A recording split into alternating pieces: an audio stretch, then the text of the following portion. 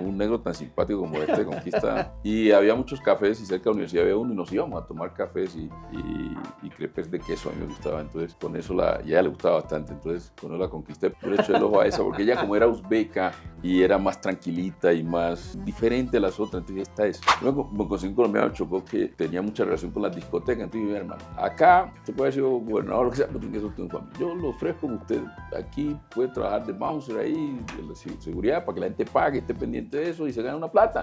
Pues yo empecé así y eso lo hacía de noche y de día me iba para la biblioteca del Congreso y allá iba aprendiendo y conectándome y de noche estaba en mi trabajo, ¿no? Mi mamá, mi papá, mis tías, entonces era como una hija allá y aprendió mucho la cultura chocuana, ¿no? Entonces, porque cuando estábamos en Rusia, cuando no cocinaba, la verdad. Pero ya cuando vino acá, ahí sí ya le tocó aprender a cocinar y entonces ella aprendió primero a cocinar, aprendió primero la gastronomía chocuana y después la colombiana, después fue que empezó a aprender la rusa, ¿no? Muy bien, esas preguntas no me las hacen a menudo. A menudo la gente ni se interesa qué propuestas tiene en confrontar, pero sí, me he sentido muy bien.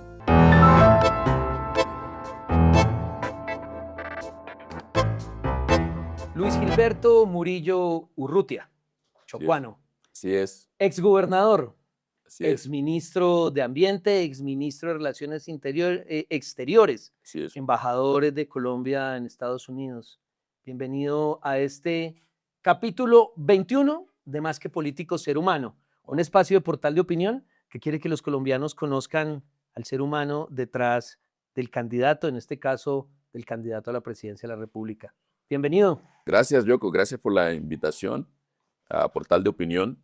Y bien interesante la manera en que aborda usted el programa para hablar más de la persona, ¿no? Me parece interesante. Luis Gilberto, yo quisiera saber y que nos contaras a los colombianos dónde queda Andagoya. Andagoya. Andagoya queda en el centro, un poco hacia el sur del Chocó, en el centro de la selva, ¿no? En el Chocó, Andagoya es zona periférica, ¿no? Nació como un campamento minero, allí una empresa gringa hace muchos años, quebró y es un típico pueblo del Chocó donde llueve mucho, es uno de los sitios, Andagoya y Lloró, de los sitios donde más llueve en el mundo. Y Andagoya está entre la desembocadura del río San Juan, que corre hacia el Pacífico y desemboca arribita de Buenaventura, o sea que estamos muy conectados con Buenaventura, y el río Condoto, que es un río donde hay mucho oro, ¿no? Siempre eso ha tenido mucho oro, mucho platino, y la gente se dedica a la minería, a la agricultura, muy del pan coger, y sí, con un pueblo con las bondades de la selva y las limitaciones de cualquier pueblo chocuano, ¿no? Sí, sí, sí. 3.000 habitantes la cabecera, ¿no? No es ¿Cuánto? muy grande, 3.000, Es 3.000, pequeño. es muy pequeña la cabecera. El municipio como tal es muy extendido y tiene cerca de 10.000 habitantes, pero entre 3, 4.000 están en la cabecera municipal, ahí en Andagoya, porque el municipio se llama Medio San Juan. El municipio se llama Medio San Juan Sí, y la y la cabecera cabecera se llama Andagoya, Andagoya. así es.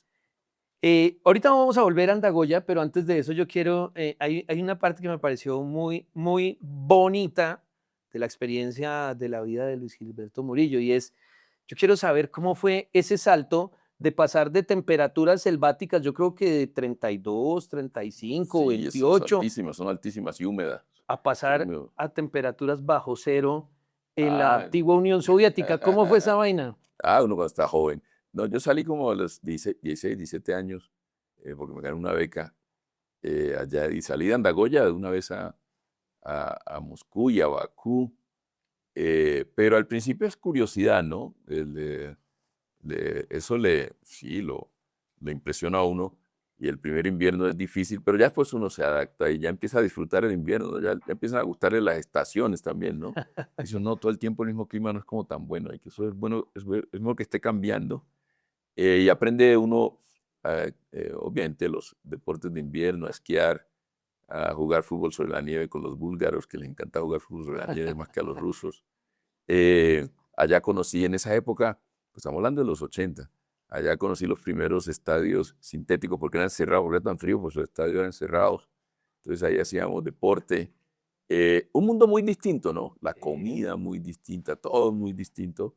Pero a esa edad, pues uno es una esponjita, ¿no? Que está absorbiendo todo. Eso, claro que eso me ayudó en mi formación, porque Yo venía a la selva del Chocó, donde tenía uno que ir al monte, como le dice uno, a buscar plantas, a buscar eh, eh, arena, no arena, pero tierra de hormiga, sobre todo de arriera para el abono, ir al río y entonces buscar hojarasca y revolver eso para que ese el abono todavía lo usan como abono, ¿no? Orgánico. Ahora dicen orgánico, pero eso es lo que hacíamos nosotros.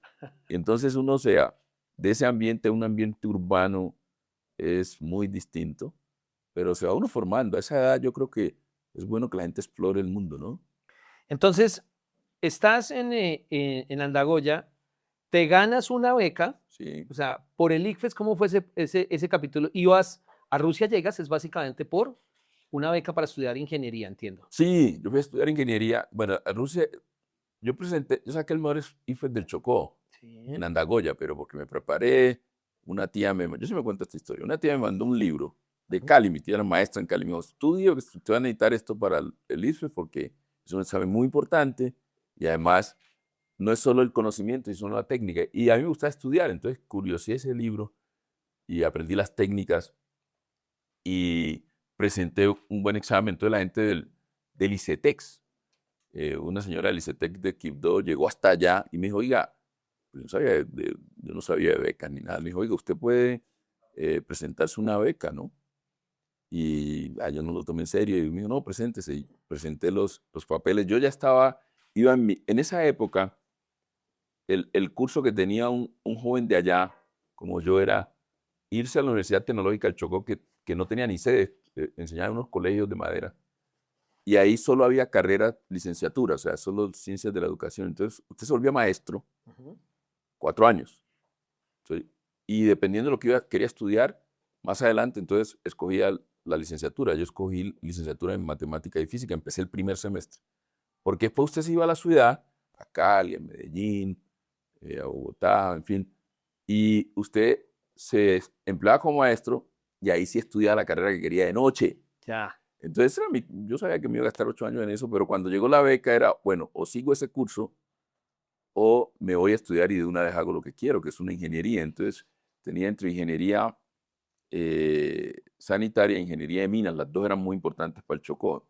En el año preparatorio en Rusia decidí por ingeniería de minas, porque dije, bueno, el pueblo mío era minero y vamos a hacer un gran desarrollo minero. Los rusos eran muy buenos en eso, en la gran minería.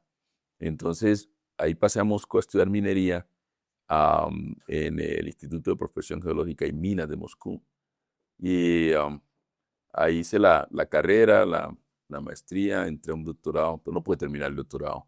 Me tocó regresar a trabajar, pero ese es como el recorrido. Entonces fue interesante, interesante. Conocí ¿Cómo, Bogotá, Medellín y Bogotá conocí casi que el mismo día, la misma semana, y ahí mismo salí. Entonces, cómo te hacías entender? O sea, yo esa no es la sabía nada de ruso, esa es una pero de las no, grandes preguntas. nada, pero por eso aprende uno más rápido, ¿no? Porque, y además ellos lo separan a uno, que no esté de la misma región, entonces uno está obligado a comunicarse con señas, lo que sea, hasta que va aprendiendo, pero a esa edad uno aprende muy rápido los idiomas, y el ruso es difícil, pero nosotros a los 3 meses ya nos comunicábamos, no sé cómo, pero lo logramos. A los 6 meses ya mejor, y los otros 6 meses en la preparatoria era ya para estudiar las materias y nivelar las que necesitaba en la universidad, entonces física, matemáticas, etcétera. Y ya llegaba uno a la universidad y lo tiraba a la universidad, allá en esas conferencias de 200 rusos y rusas, rusitos ahí, muy jóvenes también, y uno era 10, así, eran muy poquitos, y ya usted ahí tenía que sobrevivir. El primer año en la universidad, duro por eso, porque pues, los profesores ya no veían que tú eras extranjero y el otro no, era su clase. Ya en el segundo año ya uno le tomaba el ritmo y ya uno se metía ahí como cualquier adolescente y la vida de los adolescentes allá y todo, sí. Pues a fe de lo que, no solo por el título, sino a fe de la historia de vida, pues también aprendiste a hablar que terminaste, dirían los muchachos hoy en día, levantándote una uzbeca rusa Sí, que sí, hoy en sí. día, después de más de 40 años, es tu esposa. Sí, como yo con joven, más de 40 años, es encantadora. Y los que tenemos de casados, que 36 años, tenemos 3 hijos, que nació en sitios distintos, ¿no? Entonces, porque la vida de nosotros ha sido todo un recorrido. Pero cuando íbamos a terminar, nos íbamos a ir para Australia o para Arabia Saudita No, pero porque nos no se pagaban vaya todavía bien. allá. Yo quiero saber cómo hizo Ah, para para conquistarla. conquistarla, No, porque es pues, que eso habla muy bien, pues. un negro tan simpático como este conquista. No, pero mentira. Nosotros tenemos un grupo de amigos y amigas rusos, la mayoría, otros hay algunos de Polonia, en fin, tenemos un grupo como de 10 personas que en esa época, como estaba la perestroika, empezaron a aparecer los cafés privados, ¿no? Entonces ya empezó como a nacer la La propiedad privada apertura. pequeña y había muchos cafés y cerca de la universidad había uno y nos íbamos a tomar cafés y crepes de queso, a mí me gustaba. Entonces, con eso y a ella le gustaba bastante, entonces con eso la conquisté, pero yo ahí teníamos, a ella no le gusta que diga eso, pero nosotros teníamos otras amigas, otras novias, pero yo le eché el ojo a esa, porque ella como era uzbeca y era más tranquilita y más diferente a las otras, entonces esta es. Entonces ahí me gasté un tiempo conquistándola, y ya después la conquisté y después, sí, ya nos hicimos novios, ella me ayudó mucho, ¿no? Porque no, pues primero uno perfecciona el idioma, ¿no? Pero ella, como estudiaba también ahí, entonces hacíamos muchos trabajos juntos, eh, investigaciones, y ella me ayuda mucho a escribir, ¿no? Porque a veces uno escribe, pero le queda como escrito como extranjero, ¿no? Entonces, siempre es bueno que alguien Sí, nativo sí. le revise, ¿no? Ella se gastaba horas revisándome esas cosas y me las ajustaba. Y sí, sí, con Bernardo pasábamos muy bien, viajábamos también. Se casaron en Moscú. Sí, nos casamos en Moscú cuando ya venía, nos casamos en el 90, em, y después nació Julio David en Moscú, y después yo vine un poco de vacaciones, pero me tocó quedarme esa es otra historia. Y entonces Bernardo vino, nació David, vino a ver cómo era lo del Chocó, yo le dije que viniera a mirar. Y después se vino a vivir conmigo ahí en Andagoya, estuvimos viviendo ahí como un año cuando yo era ingeniero ahí en Andagoya en la corporación, temas mineros, y ella me acompañaba ahí, ella aprendió en el Chocó, fue que aprendió español. Unas profesoras le enseñaron, pero aprendió mucho la cultura chocuana, ¿no? Ella es muy chocuana. Acabamos de estar ahora en Semana Santa, ya es feliz en el Chocó, y entonces recorrimos todos esos ríos. En esa época se podía sin tanto problema. Y sí, se volvió muy, muy, muy, sí, Luis muy Gilberto chocuano. Jr. nace en dónde? Ese nace en Quibdó, O sea, tenemos uno ese, en Moscú, y otro en uno en Quibdó. Quibdó. Y ese es y eso es muy distinto, ¿no? El de Quibdó es más expresivo. ¿Y el tercero? El tesoro nació en Washington cuando nos fuimos al exilio. eh, Allá nació Timur, que también es muy distinto, ¿no? Timur el menor. Pero todos vivieron en Chocó, pero Timur y Lucho Junior, que nació allá, ellos vivieron 2 años, 3 casi. Tuvieron un periodo en el Chocó, ¿no? Entonces ellos, ya grandes, Timur tenía 11 años y ahí estuvo como hasta los 14, y Luis tenía como 18, estudió en la Universidad del Chocó. Entonces ellos son muy chocuanos, ¿no? Ellos sí son muy chocuanos. El mayor no tanto. El mayor es más una mezcla ahí como de lo ruso, como lo gringo, en fin. Entonces son muy distintos. Nosotros los disfrutamos mucho. El primero No se es llama tan ¿cómo? grande, ya es tan grande. Se llama Julio David. Julio David. El segundo se llama Luis Gilberto, ese es Sí, Junior, porque Junior. nació en Quibdó. Y el tercero se llama Timur Kwame, porque ahí ya estábamos en nuestras identidades. Entonces Timur, muy por Timurjan y Ya. Genghis Khan, ya la cosa más asiática de Barno y de Asia Central. Y Kwame, pues por lo más africano, ¿no? Entonces ahí hicimos la combinación. O sea, él le correspondió a la identidad de los papás, fue el que le La correspondió, evolución digamos. de nuestra conciencia Bonito. identitaria, ¿no? Que ha sido muy importante para nosotros. Eh, si hablamos de que para Luis Mira, me pregunta Gilberto, estas cosas. si hablamos que para Luis Gilberto fue complejo aprender a hablar ruso, pues yo sí creo que es un verdadero acto de amor de la señora irse hasta Andagoya, que además el español se habla con acento diferente, entonces Sí. aprenderlo también no tuvo que haber sido una tarea sencilla para Barnó. Sí, no, pues sí, no fue sencilla todo, porque nosotros llegamos y allá las condiciones son muy distintas, ¿no? Entonces hubo que explicarle todo, pero allá la cogieron mucho, ¿no? eh, mi mamá, mi papá, mis tías, entonces era como una hija allá y aprendió mucho la cultura chocuana, ¿no? Entonces, porque cuando estábamos en Rusia, cuando no cocinaba, la verdad. Entonces, una de las maneras de enamorarla fue con la comida. Yo preparaba mis comidas allá. Allá no había mucho lo nuestro, que arroz, que otras cosas, no. No era como ahora, que ahora hay mucho, circulan mucho los productos de América Latina. Entonces, el arroz era, importaban arroz de Vietnam. Entonces, nosotros Sí. íbamos allá y comprábamos ese arroz. Entonces, yo preparaba algunas cosas de acá y a ella le gustaba. Pero ya cuando vino acá, ahí sí ya le tocó aprender a cocinar y entonces ella aprendió primero a cocinar aprendió primero la gastronomía chocuana y después la colombiana, después fue que empezó a aprender la rusa, ¿no? Porque, claro, claro, entonces aprendió todo eso y muy el comportamiento de Chocó, ¿no? Entonces, yo creo que para ella fue interesante porque estaba muy joven, no llegó, ¿a cuántos tenía? No, como 21 años cuando llegó acá. Caramba. Sí, estaba muy joven, entonces ella le generaba curiosidad toda la cultura. Yo creo que eso nos ayudó para que no se me aburriera, porque si no, imagínese en Choco. Volvamos un poquito a esos años de infancia, de niñez en Andagoya. ¿Qué recuerdo guardas de tu mamá, de mamá Peche y del viejo? Julio, el El, viejo el- Julio, sí.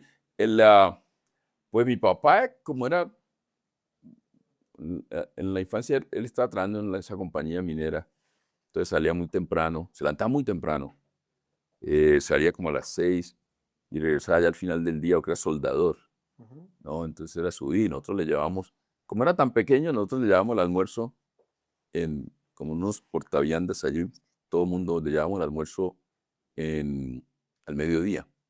Y eso, el río Condoto dividía al pueblo, ¿no? Estaba en Dagoya, donde estaba la empresa y los directivos de la empresa estaban en Dagoyita, que era donde estaban los trabajadores. Entonces pasábamos por una barcaza, como un ferry, y yo siempre recuerdo eso. Entonces íbamos como todos los hijos, iban con todos los muchachos, llevaban la comida a los papás. No llegaba allá. ¿Cuántos hijos son los Moreno Urrutia? Nosotros, Murillo Urrutia, éramos 6, ya se nos han ido 2, quedamos 4.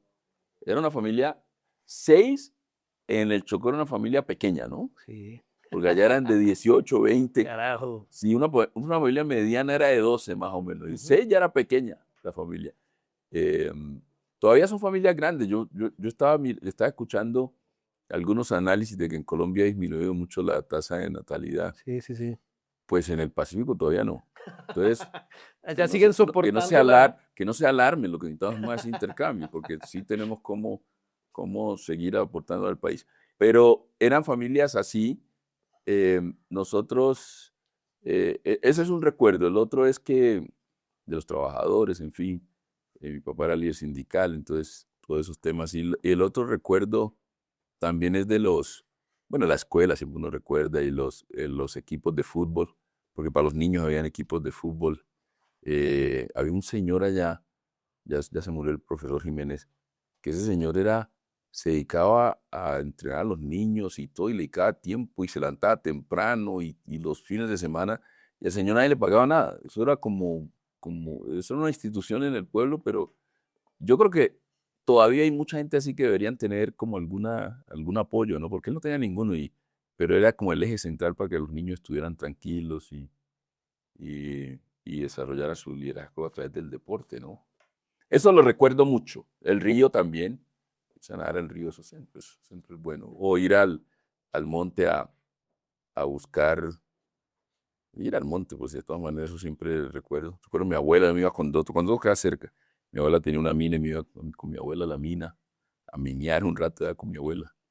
En fin, sí, esos son buenos recuerdos de la niña. Sí, Ya sí. no es tan tranquilo, ¿no? En esa época era muy tranquilo. Chocó era un remanso de paz hasta finales de los 90. Uno podía andar libre, cualquiera lo podía regañar en el pueblo porque uno se iba, estaba por allá nadando en alguna zona peligrosa del río y cualquiera llegaba y lo regañaba. ¡Ey, salga de allá! Lo voy a decir a Julio que está allá. Entonces, el pueblo lo cuidaba a uno, ¿no? Ahora ya no es así. Ahora ya es muy peligroso.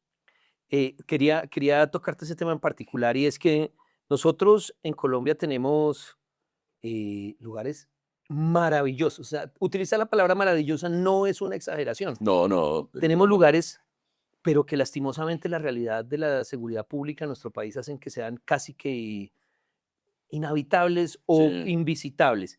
¿Cuál recomendarías tú un lugar de Chocó que cuando logremos pasar la oscura noche que vivimos todavía en conflictos nuestros lamentables, tengamos que visitar, para guardármelo y algún día irlo a visitar? Es que hay tantos, en el Chocó hay, es que el Chocó es como, Chocó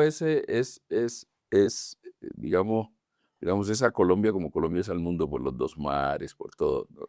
Tenemos caribeños, tenemos zonas más andinas, ah, pero si tuviera que escoger, me queda difícil escoger uno, porque tú puedes decir, bueno, si vas al Chocó, trata de ir en el caso de Quibdó a Tutunendo, que es muy hermoso, o en el caso del Atrato a alguna de las ciénagas, eso es impresionante. Tú vas a la ciénaga de Hungría, eso es como un mar, precioso, ¿no?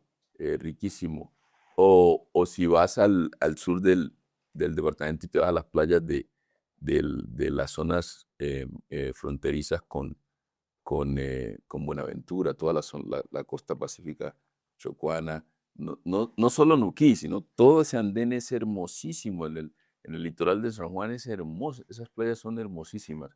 O, o si te vas al Caribe, obviamente ustedes conocen Capurganá, Sapsuro, la frontera con Panamá, eso es muy hermoso. O si te vas a las fincas de Unguía, que son unas fincas buenísimas, o el Parque de los Catíos con las caídas que hay en los Catíos. El Chocó es maravilloso. Falta es explorarlo, ¿no? Pero es maravilloso. Ahora, em, mi recomendación, si tuviera que hacer el recorrido, yo entraría por el San Juan, llegaría hasta Andagoya por el San Juan, que es hermoso todo eso. Pasaría por la vía del Atrato hasta Quibdó y bajaría por el río Atrato hasta el Golfo. Ese sería el recorrido. Yo me imagino ese recorrido como un recorrido ecoturístico, ¿no? Sería hermosísimo. Algún día lo podremos hacer. Si soy presidente, con seguridad vamos a crear esa ruta. Bueno, Colombia necesita que la podamos visitar. Así Colombia es. necesita, además de todo, esta Semana Santa que pasó, estuvimos en familia haciendo un recorrido fuera del país y le ¿Dónde venden a estuvo? uno cualquier lugar turístico como una maravilla del planeta. Y francamente, sin desconocer que tienen lugares bellísimos, Colombia tiene cosas. Llegamos a algún lugar, para no ponerlo en mención, y decían una de las 7 playas más lindas del mundo. Y llegamos a ese lugar y pues uno dice, carajo, en Colombia como esta hay 10 por encima. No, es que es así. O sea, no, pero son lugares muy hermosos y son maravillas. Lo que pasa es que Colombia tiene muchas maravillas Muchas. y nosotros no las valoramos tanto, porque Colombia tiene, O no lo que yo podemos decía, ir. o no se puede ir, pero tú tienes un país muy diverso en ecosistema, ni siquiera es en ecosistemas. Entonces, tú tienes Colombia solo con su oferta de alta montaña, páramos, Nevados. los nevados, lo que tú quieras. Entonces, solo con lo que tienes de alta montaña pudieses tener una economía de alta montaña impresionante. La tiene Francia, la tiene Ujú, Suiza, o sea, ujú. solo eso, aquí los tiene aquí al lado de Bogotá, solo eso. Pero tú vas de ahí y Colombia tiene una oferta impresionante en lo que tiene que ver con sus sistemas fluviales, porque tienes ciénaga, tienes humedales, tienes la cultura anfibia, solo eso. Si tú miras solo la oferta de bosque, o sea, te la estoy separando, porque Sí, la sí, pueden, sí, sí, sí. ¿sí? Entonces tiene alta montaña, tienes paisajes medios, los paisajes cafeteros son impresionantes, o los paisajes llaneros con las vaquerías, es decir, mire, Colombia tiene, digamos, 7 millones de turistas que llegan aquí. Aquí pueden llegar 100 millones de Es turistas, verdad, porque tenemos para todo eso. es Y verdad. el tipo de turismo que quieras, es decir, el que quieras, el de playa, el de alta montaña, el de río, el de bosque, el que El de quieras, selva, sí, el de selva, el Amazonía. de planicies, el que quieras. Pero Colombia no se ha pensado así. Ujú. O sea, Colombia no se ha pensado como un gran centro de turismo, un gran centro cultural, un gran centro de la biodiversidad, un gran centro de transporte y logística, un gran centro de producción de alimentos para el mundo. Entonces, nosotros, los colombianos, primero somos estamos muy desconectados, muy fracturados, y segundo, somos muy ensimismados. Nosotros nos vemos a sí mismos porque no vemos mucho las oportunidades que da el mundo. Y yo creo que lo del conflicto se convierte, sí es difícil, pero a veces se convierte es como en una excusa. Ujú. Porque la gente dice, no, pues que el conflicto, no, pues entonces interactuemos sobre el conflicto, cómo le damos oportunidades a esas poblaciones que están allá. Entonces nos ubicamos en nuestra zona de confort y solo desarrollamos un pedacitico de Colombia y dejamos que el resto vaya a la deriva y ahí es donde perdemos. Y yo por eso insisto que lo que ha pasado ha estado más relacionado con un tema de visión y de liderar esa visión de país que incluya a todo el mundo. Colombia tiene mucho para ofrecer, muchísimo, en todas las áreas. Pues dentro de esa misma lógica, tristemente o por fortuna, valga Dios a saber, terminas en el exilio precisamente por una presión de los grupos armados, un Sí, secuestro. Terminas sí. en el exilio y entonces hacemos, voy a volverlo un poco coloquial, pasamos de Andagoya a Moscú, de Moscú a Andagoya, de Andagoya a Estados Unidos. Sí, sí, Y, sí, sí. y en Estados Unidos pasa una cosa muy particular, y es que sales de ser gobernador a convertirte o a laborar como portero Sí, yo tengo la en Estados experiencia, Unidos. tengo la ¿Cómo es experiencia ese de cuento? migrante, sí. Por eso para mí digamos, las preocupaciones de la población migrante y el papel que deberían jugar en la democracia colombiana, para mí eso es central, porque creo que primero uno como migrante sale adelante. Yo aprendí que el colombiano, y eso no importa de dónde tú eres, cuando está uno allá todo el mundo es colombiano, entonces, y uno se conecta. Entonces, el colombiano resuelve. Sí, es cierto. O sea, el colombiano resuelve. ¿Cómo así que nosotros vamos afuera y resolvemos y no podemos resolver aquí en Colombia? Que no me digan que es un tema colombiano, no. El alma colombiana, es decir, no se queda quieta y soluciona problemas, porque lo uno en el extranjero. Entonces, y la solidaridad. Tú llegas a un lado y dices, no, hay un colombiano que llegó, no, todo el mundo a ayudar. Todo el mundo a ayudar. Después pelea uno con la gente, todo lo de siempre, pero todo el mundo ayuda cuando uno llega. Entonces, y uno empieza de cero. Entonces, si tú llegas y hay un colombiano que dice, yo conseguí un colombiano de Chocó que tenía mucha relación con las discotecas, entonces yo, hermano, acá se puede ser gobernador, lo que sea, pero tiene que ser tu familia. Hermano. Yo lo ofrezco a usted aquí, puede trabajar de bouncer ahí, de la seguridad, para que la gente pague, esté pendiente de eso y se gane una plata. Pues yo empecé así, y eso hacía de noche, y de día pues me iba para la biblioteca del Congreso, y allá iba aprendiendo y conectándome, y de noche estaba en mi trabajo, ¿no? Y ahí ya uno empieza, y ya uno va conociendo, ahí despega, Ujú. pero uno le agradece toda la vida a ese colombiano. Hay otros que llegan Ahí y estabas con Banco y con tu hijo mayor. sí, ahí está, no, dos. Ya estaba el segundo. Estaba Barnó, y estaba Julio David, y estaba Luis. Ya había nacido Luis. Luis tenía, cuando fuimos, Luis tenía 7 años, David tenía 9 años, porque estaban muy pequeños. Entonces, ellos entraron a su escuela, porque esa es la otra ventaja. O sea, tú no, la escuela es Es gratis y gratuita. buena escuela. Entonces, ahí nosotros, ahí empezamos, y ya uno empieza a escalar y a meterse en esa vida desde abajo.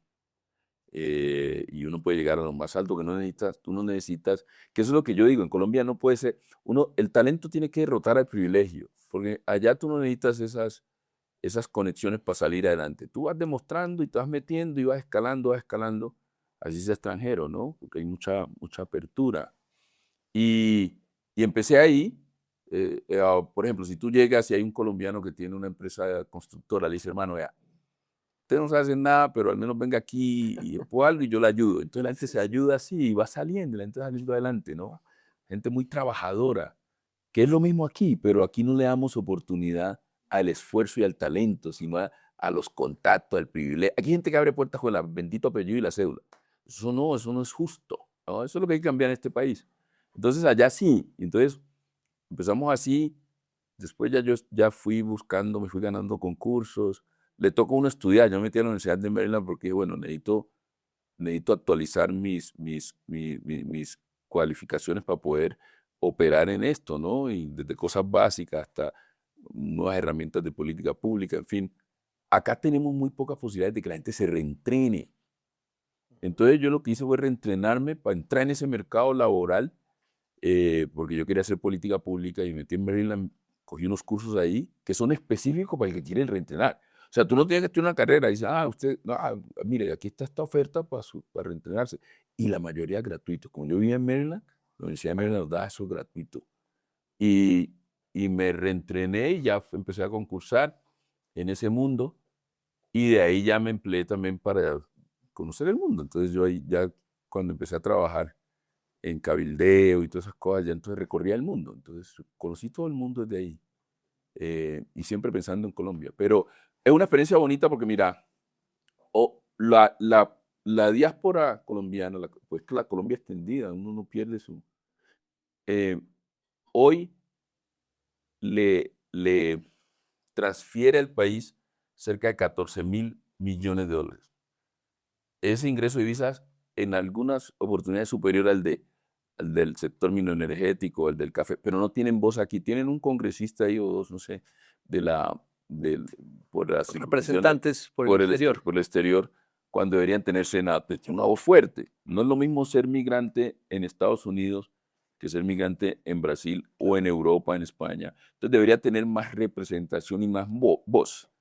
Y esos recursos tenemos que utilizarlo mejor porque son los recursos que sirven de red de apoyo social a muchas familias. Entonces deberían tener, si tú tienes garantizado, como ya sea con mi mamá, hay gente que siempre le mandaba sus $500, entonces, si tú tienes garantizado que te va a llegar cada mes los $500, eso debería permitirle acceso al crédito, a alguna Claro. cosa especial. No tenemos eso, yo lo quiero hacer cuando sea presidente y darle más voz a la diáspora. Yo le presenté a Petro la creación del Ministerio de la Colombia Extendida, de los asuntos consulares, y eso quedó ahí listo. Creo que ahora acabaron ya de crearlo como tal, un tercer viceministerio en la Cancillería. Pero más allá de eso, hay modelos como el mexicano, que tú tienes una agencia en el país dedicada a garantizar la seguridad social y el avance de tu población en el exterior, que en el caso mexicano, pues Estados Unidos. Sí. Pero en el caso nuestro también sería Estados Unidos, tengo mucho, pero sería España, en Europa algunos. Y ahí no tenemos estructura para ayudar a una gente que le manda $14.000 millones al año.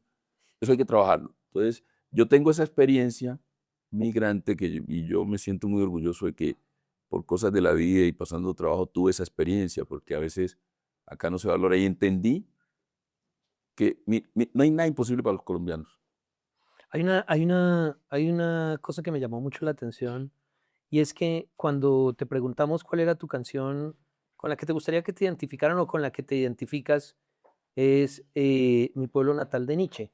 Y entonces, pero uno dice, bueno, claro, su historia migrante y su historia de desarrollo en el exterior, pero cuando se complementa con que cada vez que puedes te vas para el Así, Chocó y llegas, es que no es simplemente un tema anecdótico, sino que realmente no, ese hace es, un arraigo real sí. con tu tierra. Mi esposa ahora entiende, pero antes no entendía, decía, ¿qué va a hacer allá otra vez?